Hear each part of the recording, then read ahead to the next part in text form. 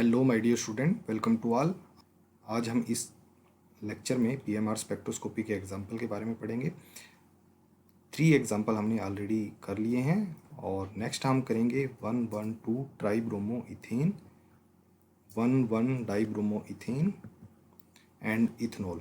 Ethanol में basically हमने पहले भी एग्जाम्पल किया हुआ है। इथेनॉल का सबसे इम्पोर्टेंट एग्जाम्पल बनता है कि how you will distinguish between pure and impure ethanol on the basis of PMR spectroscopy. So ये सबसे इम्पोर्टेंट एग्जाम्पल बनता है। पीएमआर स्पेक्ट्रोस्कोपी के बेस पर इथेनॉल को प्योर और इम्प्योर फॉर्म में कैसे हम डिस्टिंग्विश कर सकते हैं। So let's start. Fourth question. 1. Explain the PMR spectra of 1,1 dibromo 1,1 dibromo ethane. 1,1 dibromo ethane. Ethane के लिए 2 कार्बन हुए हमारे पास, एक पे 2 ब्रोमीन ग्रुप हैं, ब्रोमीन लगा दिए मैंने और CH3 लगा दिया। CH इसको मैं प्रॉपर लिखता हूं, CH3 CH और Br2। यहां पर ब्रोमीन 2 आ गए हैं। चलो एनीवे इसकी वैल्यू और ज्यादा डी शील्ड रीजन में जाएगी। सो सबसे पहले हम शुरू करते हैं नंबर ऑफ सिग्नल से। अगेन नंबर ऑफ सिग्नल, हमारे पास 2 ही तरह के प्रोटॉन थे तो 2 ही सिग्नल आएंगे। नंबर ऑफ सिग्नल हमारे पास 2 हो गए। शेप ऑफ द सिग्नल की बात करते हैं। Shape of the signal is simple. CH3 हुआ एक, हमारे पास CH हुआ। CH3 के साथ में एक ही प्रोटॉन था तो 1 + 1 2 के लिए डबलेट की वैल्यू आप लिख सकते हो 1:1 1:1। ये हमारे पास वैल्यू भी होगी डबलेट की। देन हम बात करते हैं इसकी रेंज की। अब रेंज की बात करते हैं कि हमने एक जो CH के साथ में CH3 था उसकी हमने रेंज कितनी लिखी थी। हमने लिखी थी 1.8 to 2.0। इसको थोड़ा सा और बढ़ाना पड़ेगा बिकॉज 2 ब्रोमीन है, डी शील्ड ज्यादा हो गया। सो ये मैं लेके जाता हूं कि 2.3 से 2.5 तक, ये इतना मैंने लिख दिया।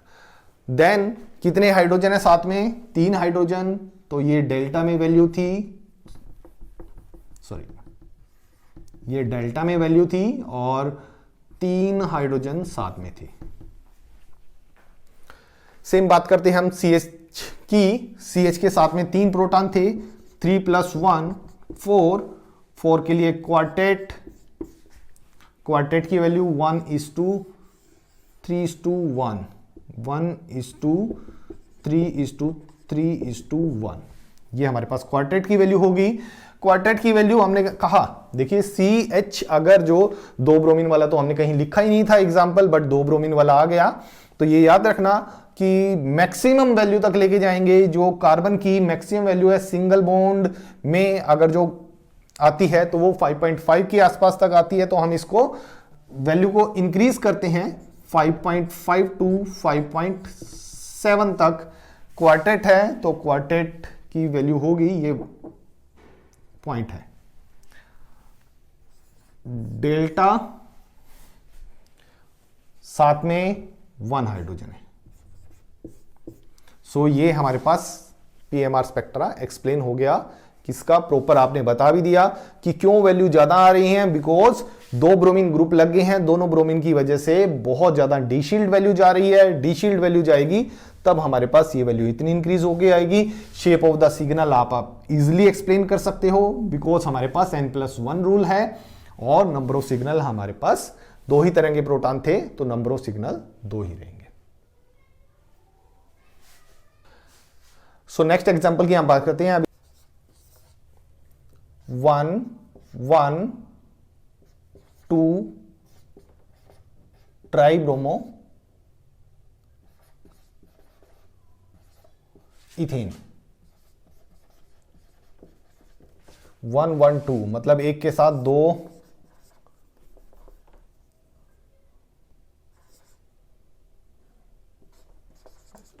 एक ब्रोमीन हो गया और CH इसके साथ 2 ब्रोमीन हो गए। ठीक है, तो ये हमारे पास एक एग्जांपल हुआ 1,1,2 1 हमने इसको दिया और 2 नंबर इसको दिया, 1 1 2 ट्राइब्रोमो, 1 2 3 ट्राइब्रोमो इथेन, हमारे पास इथेन हो गया। सो हम नंबर ऑफ सिग्नल से स्टार्ट करते हैं, सिमेट्रिकल कहीं नहीं है, सो मैं इसको हटा देता हूं कभी हम कंफ्यूज होएं। सो नंबर ऑफ सिग्नल की बात करते हैं, अनसिमेट्रिकल था, नंबर ऑफ सिग्नल हमारे पास 2 ही रहेंगे। Shape of the signal CH2 हुआ, CH2 के साथ में हमारे पास एक ही प्रोटॉन था, 1 + 1 की हम बात करते हैं तो डबलेट हुआ। डबलेट आप शेप लिख सकते हो, सॉरी 1:1। फिर हमने बात की रेंज की बात करी, रेंज हमारे पास CH2 की बात कर रहे हैं हम, अब ये मैक्सिमम रेंज तक जाएगा। मैक्सिमम रेंज कहां तक, इसके साथ में ब्रोमीन भी है, साथ में CH भी है और ब्रोमीन 2 ब्रोमीन हो गए, फिर वहां से भी डी शील्ड आ गया, ये फिर डी शील्ड हो गया, ये मैक्सिमम डी शील्ड तक लेके जा रहे हैं हम। यहां पर डी शील्डिंग की वैल्यू हमारे पास 4.02, मैं कहता हूं 4.2 तक हमारे पास डी शील्डिंग की वैल्यू थी इसकी, ये डेल्टा में आ गई हमारे पास वैल्यू। तो कितने हाइड्रोजन तक हुआ, यहां पर 2 हाइड्रोजन हमने यहां पर लिख दिया, 2 हाइड्रोजन तक CH2 का हमारे पास सिग्नल एक्सप्लेन हो गया। देन फिर आता है CH की बारी, साथ में कितने प्रोटॉन थे, नेबरिंग प्रोटॉन 2, 2 + 1 3 के लिए ट्रिपलेट, ट्रिपलेट की आप शेप लिख सकते हो 1:2:1। इसकी बात कर रहे हैं मैक्सिमम वैल्यू, वही हमने जब बात करी लास्ट वाले एग्जांपल में बात करी थी हमने कि 5.5 to 5.7 तक मैक्सिमम वैल्यू लेके गए हम इसकी। ये डेल्टा में वैल्यू लिखी है हमने और ये है 1 हाइड्रोजन तक, 1 हाइड्रोजन की वैल्यू। यहाँ पर हमारे पास 1 1 2 ट्राइब्रोमो इथेन का PMR स्पेक्ट्रा एक्सप्लेन हो जाता है। आपको प्रॉपर लिखना पड़ेगा शील्डिंग और डी शील्डिंग, कहाँ शील्डिंग जा रही है, कहाँ डी शील्डिंग जा रही है, डी शील्डिंग ही जा रही है, शील्डिंग का तो एग्जाम्पल यहाँ पर है ही नहीं। क्योंकि दोनों तरफ ब्रोमीन लग रहे हैं, 2 ब्रोमीन ये हो गया, एक ये हो गया, दोनों ही हमारे पास सिग्नल डी शील्ड में जा रहे हैं, जितने एक्सपेक्टेड थे उससे भी ज्यादा डी शील्ड में जा रहे हैं। सो नेक्स्ट हम बात करते हैं 6th example.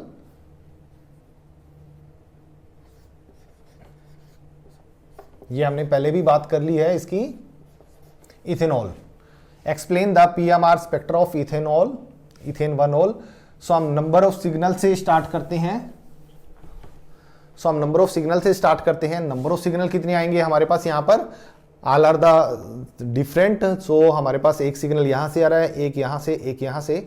So number of signal हमारे पास 3 हुए। सो 3 हमारे पास नंबर ऑफ सिग्नल हो गए।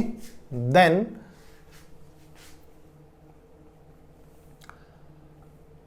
ABC, तो शेप ऑफ द सिग्नल की बात करते हैं। ये हमने एक्सप्लेन किया था प्योर और इम्प्योर इथेनॉल को आप कैसे डिस्टिंग्विश करोगे, तो वहां पर भी एक्सप्लेन किया हुआ है। तो हम CH3 की से स्टार्ट करते हैं। CH3 के साथ में नेबरिंग प्रोटॉन 2 थे, 2 + 1 3 हुए, 3 से ट्रिपलेट आया और ट्रिपलेट की शेप 1:2:1, 1:2:1, ये हमारे पास ट्रिपलेट की शेप होगी। फिर हम बात करते हैं वैल्यू की। ऑक्सीजन इसके साथ लगा हुआ है और डी शील्ड में जाएगा, डी शील्ड में जाएगा तो इसकी वैल्यू आएगी 1.0 से हम लिखते हैं 1.2 तक। ट्रिपलेट शेप रही है इसकी, ये डेल्टा में वैल्यू आ गई है हमारे पास। और हम क्या लिखना, एंड में हमको क्या लिखना है, इसके साथ में कितने हाइड्रोजन है, 3 हाइड्रोजन। सो 3 हाइड्रोजन का ट्रिपलेट आएगा और ये वाली वैल्यू आएगी हमारे पास CH3 की वजह से। देन हम बात करते हैं CH2। अब ये बात करो आप प्योर होगा इम्प्योर होगा, हम प्योर की बात करते हैं कि स्पेक्ट्रा हमारे पास या जो कंपाउंड हमारे पास दिया हुआ है वो प्योर दिया हुआ है। प्योर की हम बात करते हैं तो प्योर की वजह से यहां पर इन दोनों की कपलिंग होगी और इम्प्योर में ये कपलिंग नहीं होती। तो हम दोनों की बात करते हैं। यहां पर मैं प्योर का लिखता हूं और यहां पर मैं प्योर का लिखता हूं और यहां इम्प्योर की बात करेंगे। CH3 remain same, only the difference in CH2 and OH, दोनों के केस में डिफरेंस रहेगा। और अगर जो हम प्योर की बात करते हैं तो कपलिंग दोनों तरफ से रहेगी। तो 4 नेबरिंग प्रोटॉन 4 + 1 5 के लिए पेंटेट, पेंटेट की वैल्यू आप लिख सकते हो, शेप आप बना सकते हो, ये हमारे पास पेंटेट बन गया। देन नेक्स्ट की बात करते हैं हम इसकी रेंज। ऑक्सीजन इलेक्ट्रोनेगेटिव ग्रुप के साथ जुड़ा हुआ है, सो हम इसकी वैल्यू लिखते हैं 3.2 से 3.4 डेल्टा तक की वैल्यू की बात करते हैं। और इसके साथ में कितने प्रोटॉन थे? 2 प्रोटॉन थे। देन फिर हम बात करते हैं लास्ट यहां पर OH की। OH के साथ में हमारे पास CH2 वाले 1 3 के लिए ट्रिपलेट के लिए 1:2:1 शेप होगी हमारे पास। आप लिखना ना भूले इसके नीचे 1:2:1। फिर हम बात करते हैं नेक्स्ट OH की। OH अगर देखिए यहां पर हमने लास्ट टाइम बात की थी लेक्चर में, सो हमने बोला था कि OH एक्सचेंजेबल प्रोटॉन रहते हैं और ये इनकी वैल्यू फिक्स नहीं रहती।